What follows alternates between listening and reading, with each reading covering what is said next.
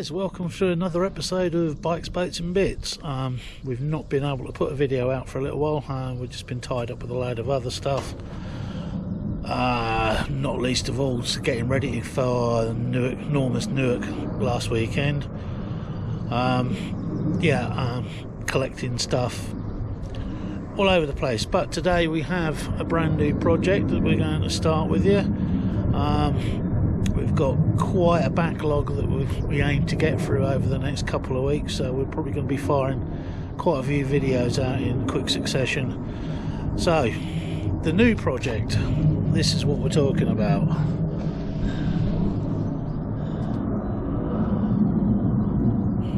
Right, 17.5 foot.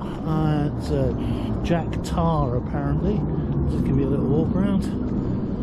The boat itself doesn't actually need a great deal. Got a bit of wiring and stuff to do. Got an outboard to mount on the pod here. So yeah, we've got the outboard we've already got, so that's got to be dragged down from upstairs, serviced. And also the other big issue is the trailer, which I'll show you now. This trailer does not fit this boat, and man, we had a hell of a job getting this home, but it is what it is. It's home now, so we've got another trailer I'm going to hopefully picking up tomorrow. But yeah,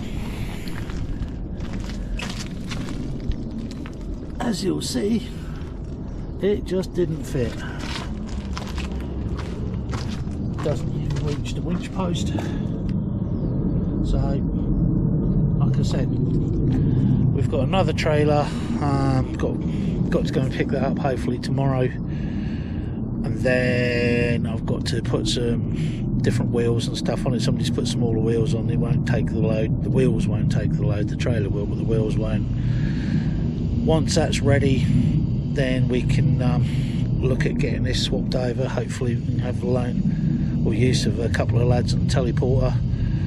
So we can lift it off of this one, drag this one out of the way, push the other one under, then get all the bunks and everything set up so it sits on it. But I don't want to put this on until it's actually got the right wheels and tyres on it with the right load ratings, because the last thing we want to do is put a boat on it and just pop the tyres.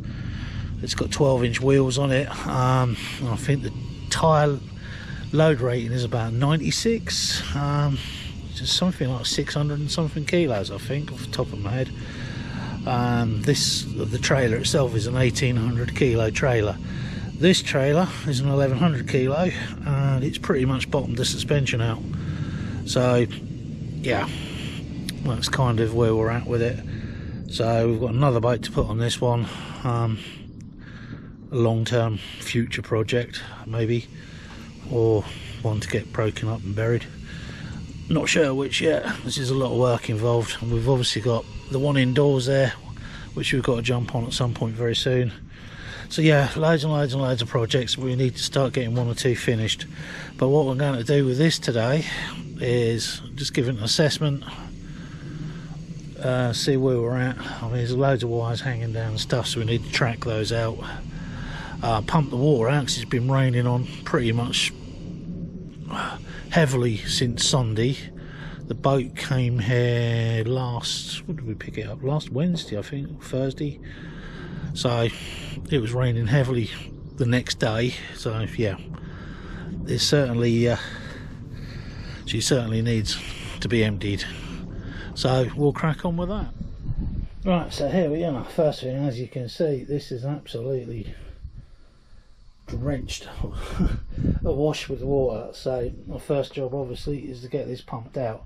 But you can also see lots of wiring hanging down and stuff for this season. That's just going to get tidy up over the winter. And hopefully she'll have a complete rewire with something I'm happy with. But yeah, so we'll find the bilge pump switch. It should be that one. The battery's not in. Another slight issue with this is it's pointing nose down, so that's got to be addressed at some point. Right, so we've just turned number 1 battery on. Hopefully that'll give us some power to the bilge. Here we go.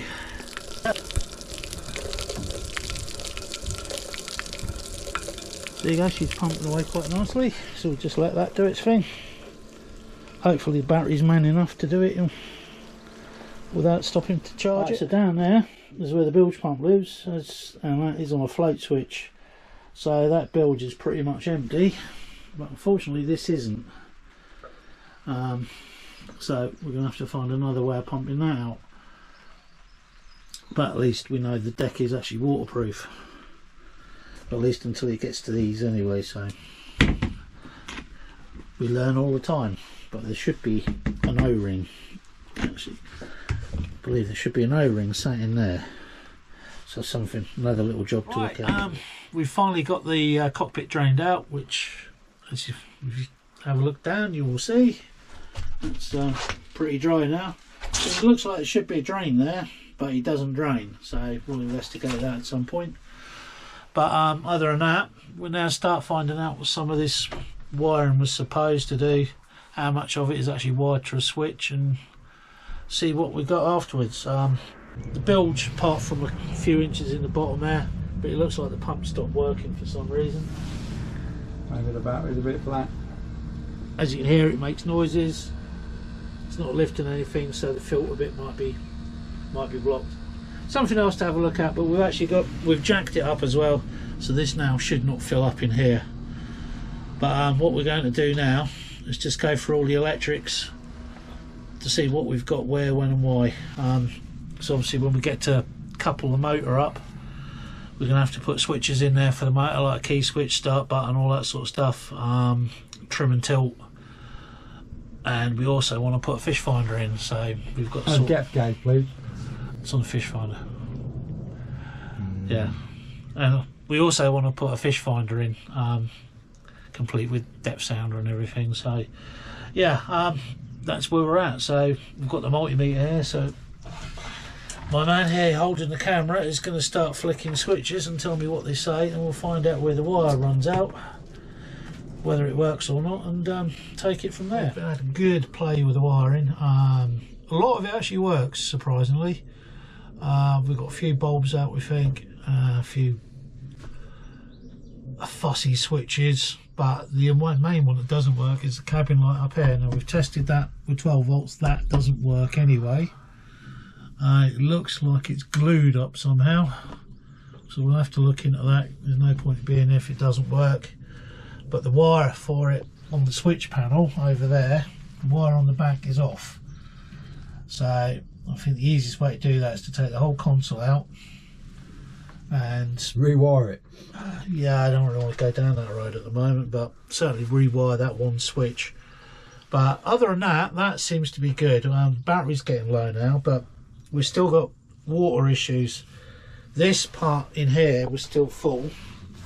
That part there had pumped out, and then we found when we opened this locker up, that in there, indoor pool, very much an indoor pool. So we got some drainage. Fish locker. Yeah.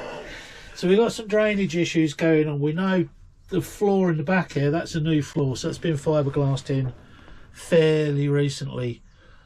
So I'm guessing that somewhere there's been a bit of overlapping with the matting or whatever, and the drain channels have got clogged up underneath. Normally what you'll have in the bottom of a cross bearer or whatever, there'll be like a little sort of like a half hole or mouth hole. Yeah, just cut out the bottom to allow for drainage.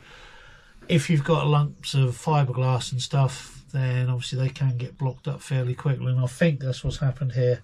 So we might end up cutting a hole in this floor to open up the drainage.